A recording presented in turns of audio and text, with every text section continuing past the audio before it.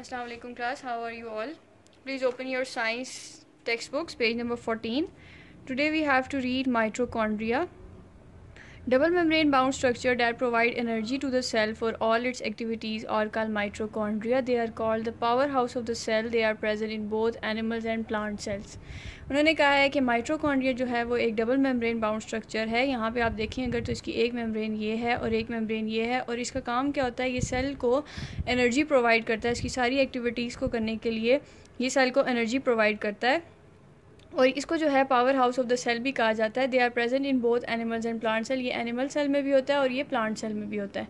Chloroplast, tiny disc like structures having a chlorophyll pigment inside them और called chloroplast. Tiny pigment है जो कि टिनी pigment है जिसमें क्लोरोफिल होता है, क्लोरोफिल पिगमेंट होता है, इसको हम क्लोरोप्लास्ट कहते हैं। ये सिर्फ प्लांट सेल में पाया जाता है। अब आगे है chloroplast. Tiny disc-like structures having a chlorophyll pigment inside them are called chloroplast. Chloroplast जो है वो टिनी पिगमेंट होते हैं। अगर आप यहाँ डायग्राम पे देखें तो ये जो है डिस्क लाइक स्ट्रक्चर्स हैं जिसको हम क्लोरोप्लास्ट कहते हैं, और इसमें क्लोरोफिल प्रेजेंट होता है। They are only present in a plant cell and give the green colour to the plants. ये सिर्फ प्लांट्स में पाया जाता है, और इसके जो ग्रीन कलर होता है प्लांट्स का वो क्लोरोफिल की वजह से होता है, क्लोरोप्लास्ट की वजह से। They gather the energy of the sun and use it to make food for the plants. ये जो है सन से एनर्जी गैदर करते हैं और ये फूड जो प्लांट बनाता है उसमें ये हेल्पफुल होते हैं। Leaves are called factories of the plant. Leaf जो है वो फूड फैक्ट्रीज होते हैं प्लांट्स के, because they have chloroplast inside them, क्योंकि इनके अंदर क्लोरोप्लास्ट होता है। उसके बाद हमने now difference between an animal and a plant cell. अब हम देखेंगे कि प्लांट सेल और एनिमल सेल में डिफरेंस क्या होता है। आप देखें सेल वॉल, फर्स्ट है सेल वॉल। हम देखेंगे कि ऑर्गेनेलीज के बेस पे प्लांट सेल और एनिमल सेल को किस तरह डिफरेंट किया जाता है। First is cell wall. There is no cell wall and the outer covering is a cell membrane. Animal cell में उन्होंने कहा है कि सेल वॉल नहीं होती और आउटर कवरिंग जो होती है वो उसकी सेल मेम्ब्रेन होती है। Plant cell the cell wall is the outer covering. Plant cell में सेल वॉल ही आउटर कवरिंग होती है। Nucleus, it lies in the centre of the cell. Nucleus जो है वो सेंटर में होता है एनिमल सेल का। और plant cell, it is push towards the boundary of the cell because of a large vacuole. Plant cell में जो है वो न्यूक्लियस को साइड पे कर दिया जाता है, क्योंकि प्लांट सेल में अगर आप इस डायग्राम में देखें तो लार्ज वैक्यूल सेंटर पे आ जाता है, जिसकी वजह से न्यूक्लियस जो है वो साइड पे हो जाता है।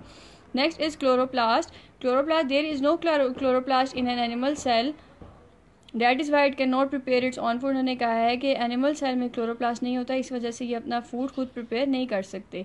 Chloroplast containing chlorophyll pigment is present to make food. उन्होंने कहा है क्लोरोप्लास्ट में क्लोरोफिल पिगमेंट वाला क्लोरोप्लास्ट प्रेजेंट होता है ताकि वो अपना फूड प्रिपेयर कर सके। Vacuoles, many small vacuoles are present for storing food, water and waste material. मैंने कहा है कि एनिमल सेल में बहुत ज़्यादा वैक्यूल्स प्रेजेंट होते हैं ताकि ये जो है वो स्टोर कर सके फूड को और वाटर को और वेस्ट मटीरियल्स को। Plant cell, a single vacuole is present which is full of water to maintain the shape of the cell. एक सिंगल वैक्यूल इसमें प्रेजेंट होता है जो कि भरा होता है पानी से, जिसकी वजह से सेल की शेप मेंटेन होती है। We can see different organisms around us from huge to tiny ones. हम अपने इर्द गिर्द देखते हैं बहुत सारे ऑर्गेनिज्म, कुछ बड़े कुछ छोटे। These organism can be single celled और made up of trillions of cell. ये जो ऑर्गेनिजम्स होते हैं ये सिंगल सेल भी हो सकते हैं और ये मिलियंस और ट्रिलियंस ऑफ सेल्स भी होते हैं। Organisms can be divided into two groups on the basis of the cell number. Organisms को दो हिस्सों में डिवाइड किया जाता है उनके सेल नंबर के according. These are unicellular and multi cellular organism. इनको हम यूनिसेलुलर ऑर्गेनिज्म भी कहते हैं और मल्टी सेलुलर ऑर्गेनिजम्स भी कहते हैं। अब आगे देखते हैं unicellular and multi cellular organisms. Organism consisting of only one cell are called unicellular organism such as the paramecium, amoeba and chlamydomonas. उन्होंने कहा है कि ऑर्गेनिज्म जिनमें सिर्फ एक सेल होता है उनको हम यूनिसेलुलर ऑर्गेनिजम्स कहते हैं, और इसकी उन्होंने एग्जांपल्स दी हैं, ये पैरामीशियम, क्लामिडोमोनास एंड अमीबा। ये सारी जो एग्जांपल्स हैं ये यूनिसेलुलर ऑर्गेनिजम्स की हैं। Next is multicellular organisms. On the contrary, organisms having many different types of cells are called multicellular organisms, such as rats, elephants, plants, humans, etc. As the number of cells increases, their complexity also increases. उसके बाद उन्होंने कहा है कि वो organisms जिनमें cell different types of cell होते हैं और मिलियंस और ट्रिलियंस ऑफ सेल्स होते हैं उनको हम मल्टीसेलुलर organisms कहते हैं, और इनमें उन्होंने एग्जांपल दिए रैट्स की, एलिफेंट्स की और प्लांट्स की। ये सारे मल्टीसेलुलर organisms हैं। जिस तरह सेल की जो है वो अमाउंट और नंबर जो है वो बढ़ते जाते हैं, उसी तरह इंसान वो ऑर्गेनिज्म जो है वो उतना ही कम्प्लेक्स हुआ जाता है। आज के लिए हम लोगों ने यहीं तक करना है। इंशाल्लाह नेक्स्ट लेक्चर में हम आगे कंटिन्यू करेंगे। टिल देन अपना बहुत सारा ख्याल रखिए। अल्लाह हाफ़िज़।